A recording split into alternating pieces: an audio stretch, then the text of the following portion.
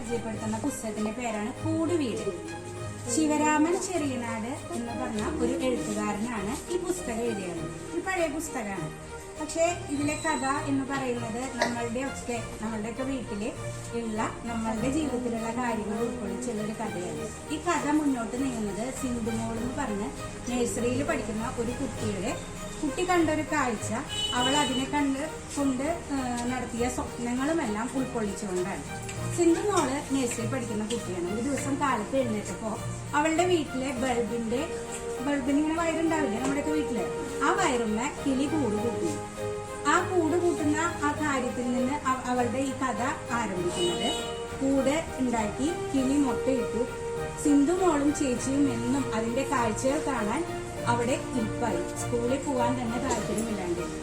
കൂട് ഉണ്ടാക്കി കഴിഞ്ഞ് കുറച്ച് ദിവസം കഴിഞ്ഞപ്പോ കുരുവിനെ കാണാനില്ല.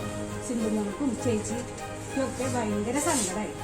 ഇത് മാത്രം ആലോചിച്ചിരിക്കുന്ന കണ്ടപ്പോ അമ്മയ്ക്കും വിഷമമായി.